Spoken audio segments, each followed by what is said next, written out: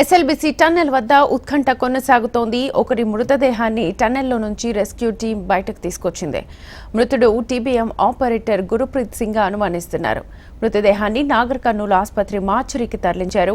DNA పరీక్షల తర్వాత మృతదేహాన్ని వారి కుటుంబ సభ్యులకు అప్పగించనున్నారు.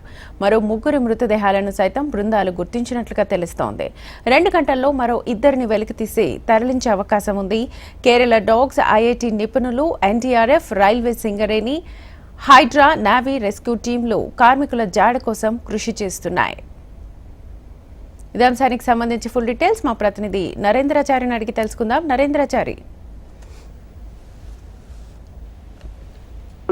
దాదాపు ఇప్పటికే 3ని గుర్తించడం జరిగింది. 3కి సంబంధించినటువంటి మృతదేహాలను కూడా గుర్తించినట్టుగా సమాచారం ఉంటుంది. ప్రస్తుతానికైతే టన్నెల్లో చిక్కుపోయిన 8 మందిలో ఒకరి మృతదేహాన్ని ప్రస్తుతానికైతే రెస్క్యూ బృందాలు స్వాధీనం చేసుకుని ప్రస్తుతానికి నాగర్ కర్నూలు జిల్లా ఆసుపత్రి మార్చరీకి తరలించనున్నారు. మరి కాసేపట్లో నాగర్ కర్నూలు జిల్లా మార్చరీకి స్వాధీనం చేసుకున్న మృతదేహం రానుంది. అయితే దీనికి సంబంధించి చూస్తే మరో 2 మృతదేహాలు కూడా మరో 2 గంటల్లో కూడా స్వాధీనం చేసుకునే అవకాశాలు కనిపిస్తున్నాయి. దాదాపు 16 రోజుల తర్వాత కూడా రెస్క్యూ ఆపరేషన్ ఫలించింది. ఇందులో ప్రస్తుతానికైతే 3 మృతదేహాలను గుర్తించడం జరిగింది. నిన్నటి నుంచి అయితే ఈ కేరళకు సంబంధించినటువంటి క్యాడవర్ డాగ్స్ ఏవైతున్నా వాటిని గుర్తించినటువంటి ప్లేస్లలో మార్కింగ్ చేసిన ప్లేస్లలో కూడా ఉదయం నుంచి కూడా తవ్వకాలు జరిపిన నేపథ్యంలో ఈ నేపథ్యంలో కూడా 3కి సంబంధించినటువంటి జాడ కనుగొనడం జరిగింది. అందులో ప్రస్తుతానికైతే ఒక మృతదేహాన్ని బయటకు తీసి ప్రస్తుతానికి నాగర్ కర్నూలు మార్చరీకి తరలించడం జరిగింది. మరో 2 మృతదేహాలు కూడా